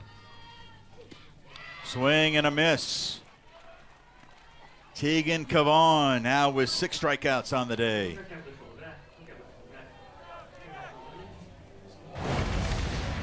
Cavan just here, 0-2 pitch, goes with that curveball. Just, I mean, the location, and Coach White talked about the location being a really important piece for his pitchers to find success, and Tegan Cavan really places her pitches well. It's very precise where that ball ends up, and she's done that again here today. 2 outs, nobody on for Sosa. And then that changeup coming right back. Good grief. You know, Lexi Sosa, she sees the ball well. She's got a lot of power, and she's ready to do something with one swing. Great call to change speeds first pitch. Almost 60% of Sosa's hits this year have gone for extra bases, including a team-high 9 home runs. So when she hits it, she tattoos it.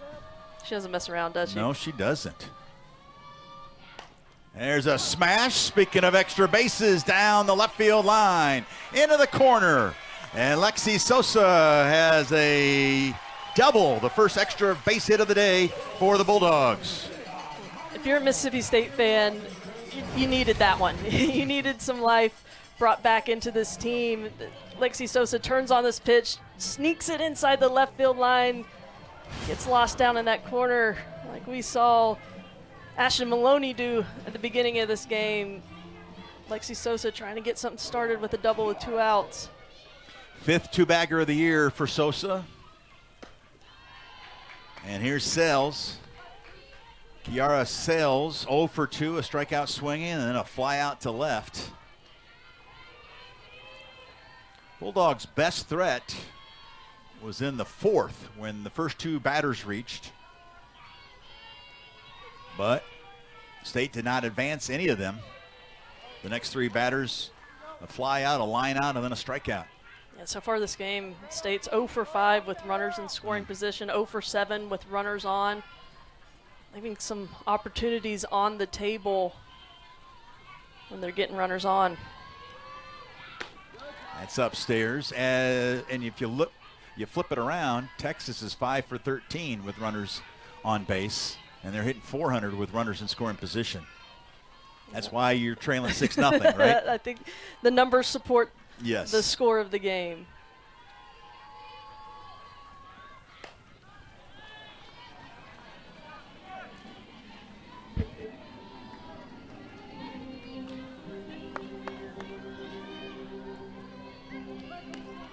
Two and two the count with 2 outs to Sells. If she can reach, we'll see Kylie Edwards coming to the plate.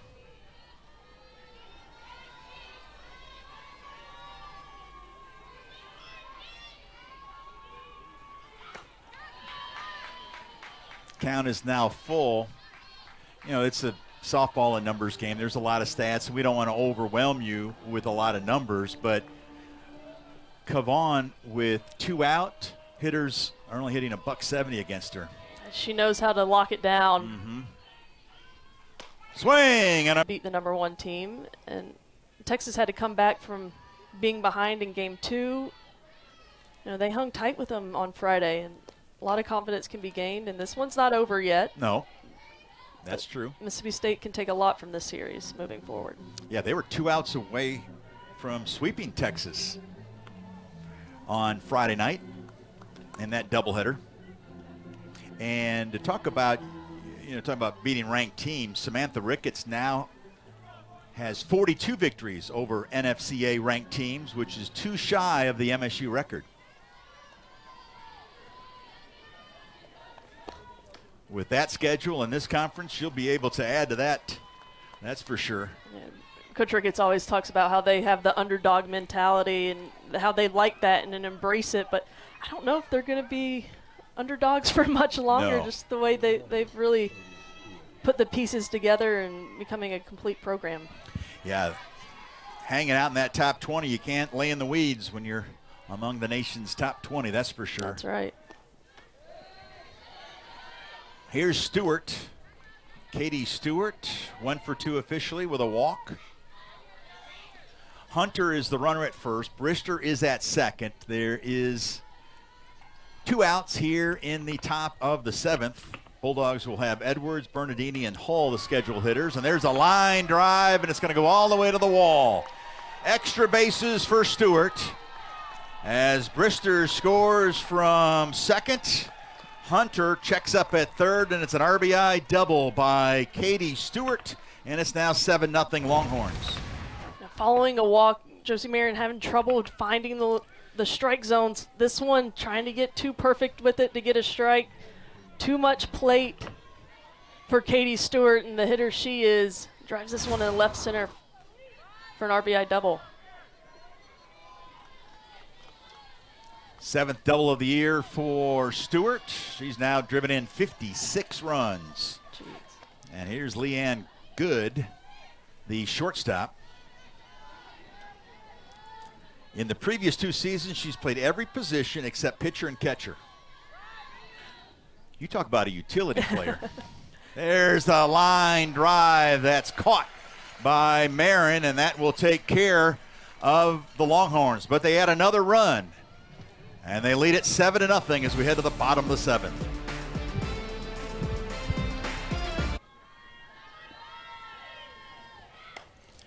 So Salmon is in. She's got a sparkling 1.78 earned run average. Yeah, highly touted freshman coming into Texas this year. Just 1 inning pitched in SEC play. Coach White getting her some more experience in these kind of moments. Facing Kylie Edwards to start things off here in the bottom of the 7th. And you can see that last pitch, the screwball, the rise, everything's going to have a little bit of that tail on it. The rise ball is going to come into the to righties and away from lefties.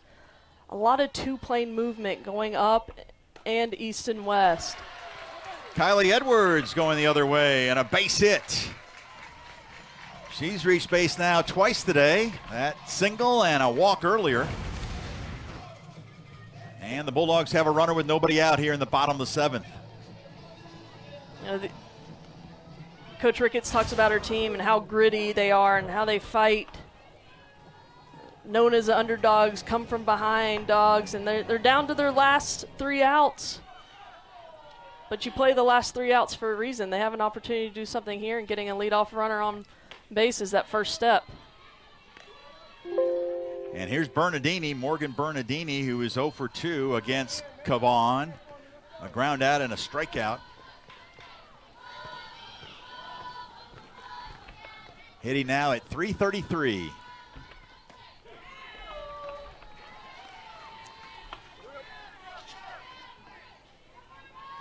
She's 1 for 7 in the series.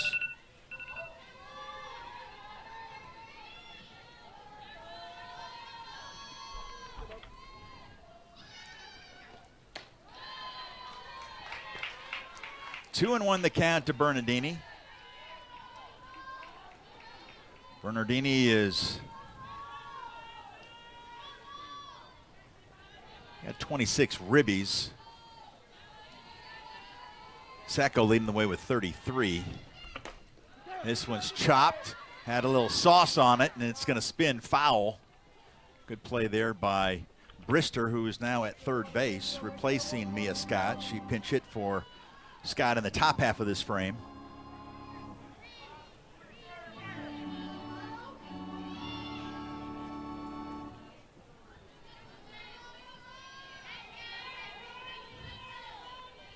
Bernardini hitting .360 this year when there's a runner on base, and that's what Edwards is. She's at first with nobody out.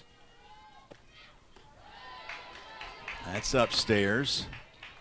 That's good patience, too. When you're behind in a game, sometimes you want to press and make things happen, not letting the game come to you.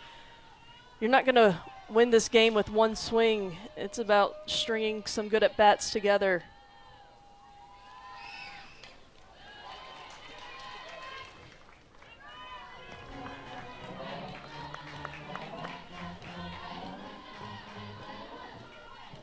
You see her talking to her dugout, to her head coach. They do a great job communicating between at-bats. What did you see? What did you learn? And right, they're just relaying more information to the dugout. There's a drive to right center field. That's going to go all the way to the wall. Extra bases for Bernardini, and it's a stand-up double. And there's 2 runners on with nobody out here in the bottom of the 7th. Morgan Bernardini had an elite at bat. Very patient, looked for something she can drive, and then got something down over the plate and took advantage of it. Went with this to the right center field. Kylie Edwards sees it down. Not getting too aggressive, stopping at third base, keeping the momentum here. Runners in scoring position. For who else than none other, the pinch hit Page. Pinch hit Page, the hero from game 1 with that walk-off in the bottom of the 7th to complete the come-from-behind win against the number 1 ranked Longhorns. And she's got a great opportunity here.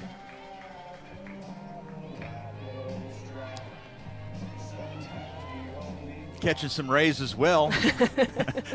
Some upper arm rays being caught. Huh? The gun show. Yeah, absolutely. You know, there's something special about somebody that can be an elite pinch hitter. Coming off the bench late in games, I mean, that just tells you how locked in and focused she stays to every pitch throughout the game, and she's ready when her name's called. Now, of course, everybody wants to be in the lineup and get 3-4 at-bats, but she understands, hey, I can impact this team when my name's called in big moments, and she did that with a walk-off on Friday here coming up in this big moment. And for Coach Ricketts to have a player like that to come off the bench, somebody that she can rely on in big moments and knows that, hey, there's no doubt that she's locked into the game. She's seeing what's happening. She's not letting her mind wander on the bench. You don't see that very often. No, she's definitely a weapon coming off the bench, and you're right, it takes a special mindset. Out of Indiana, just the 3rd player in program history from the state of Indiana.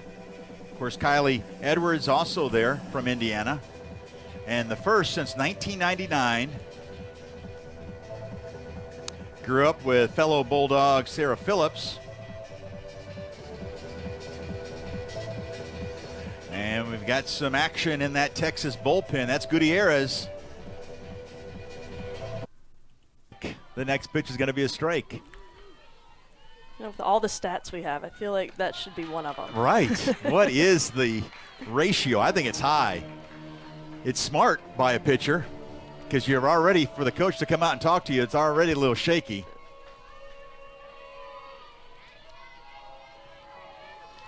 Salmon now with a 3-1 count to Ernstes. That's ball 4. And the bases are loaded with nobody out. See Paige Ernstes talking to her dugout, talking to the crowd. Hey, we're not out of this. The game is not over. You know, stick with us. Let's go. Got bases loaded and no outs. And there you see Zach Shaw, the first base coach now, coming over and talking with Coach Ricketts.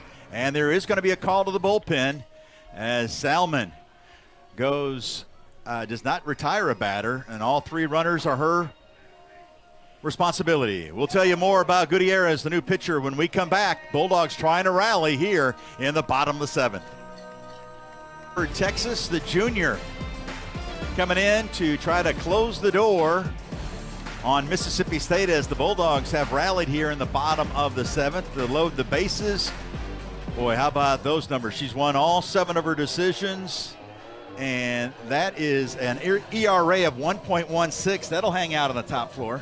Yeah, she does a great job of mixing pitches. She's not going to overpower hitters with speed. She's going to be in the low 60s and really spin it. That off speed is her go-to, but it's really important to her to have that curveball to set up the off speed. Facing Morgan Stiles.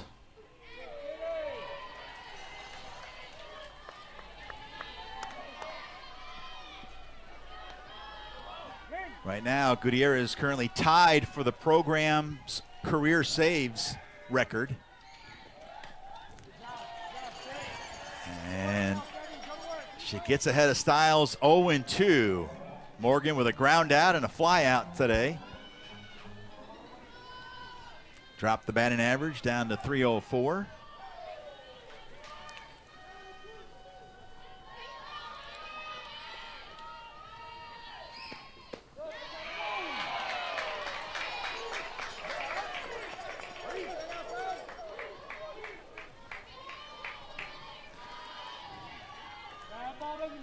Very warm and muggy day here in Starkville. State's trying to heat up the bats here in the bottom of the 7th. This one's going to be off the netting into the Texas dugout. Count remains 1-2.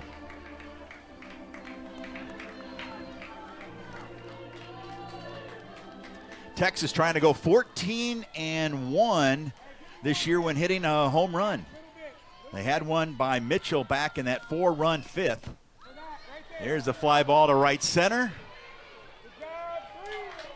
Making the catch is Henry, but he'll be deep enough to score the run from third as Kylie Edwards scores. Morgan Stiles with a sac fly, and the Bulldogs are on the board. One run at a time for Mississippi State. The sacrifice fly gets them on the board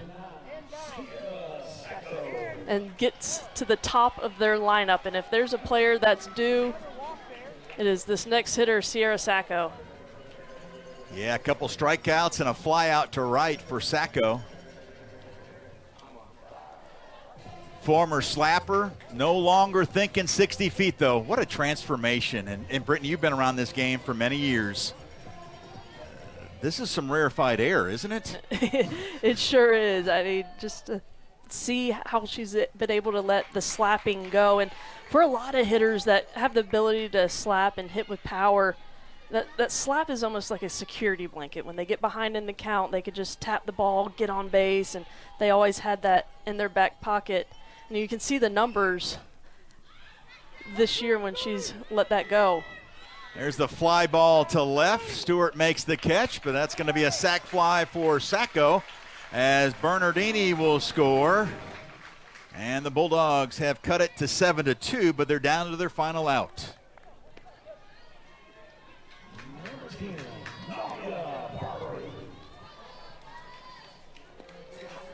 So here's Nadia Barbary trying to keep the pulse here in the bottom of the 7th inning for Mississippi State.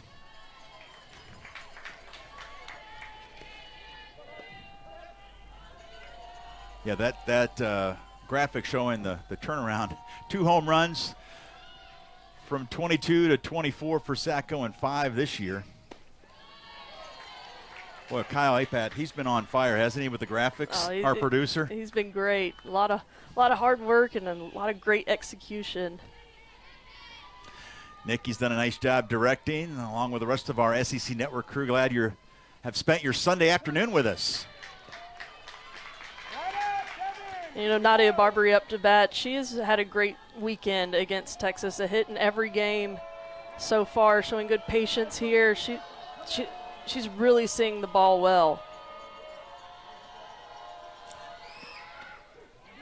There's a strike call taken all the way. Obviously, Bulldogs need base runners with the 3-0 count. It's now 3-1. She's 1 for 3 today, Barbary.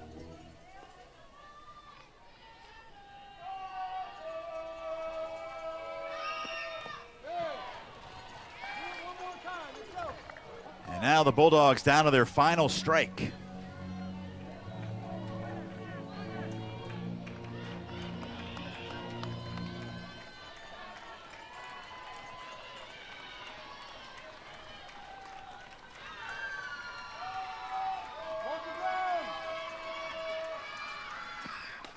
And a base hit up the middle by Barbary.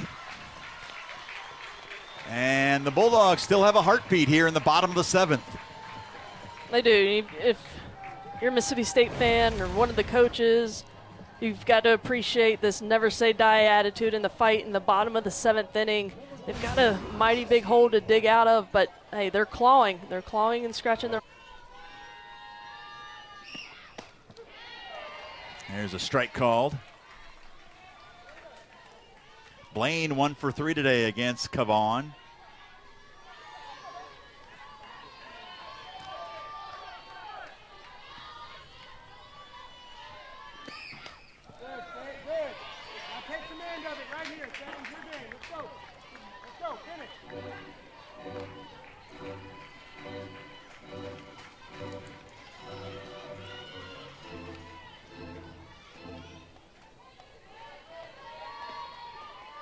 Sosa is on deck if Blaine can reach. Game 1, Texas was able to make the adjustments and take home the series. Chaffin now improves to 15-2, and Chaffin falls to 16-4. With that, we'll put a bow on our coverage here today from News Park. So for Brittany McKinney and our outstanding SEC Network crew, I'm Will Colmeyer saying so long from Starkville. Once again, the final score, Texas wins it 7-2, and the series against Mississippi State. This has been a presentation of ESPN, the worldwide leader in sports. We thank you for watching, and enjoy the rest of your weekend, folks.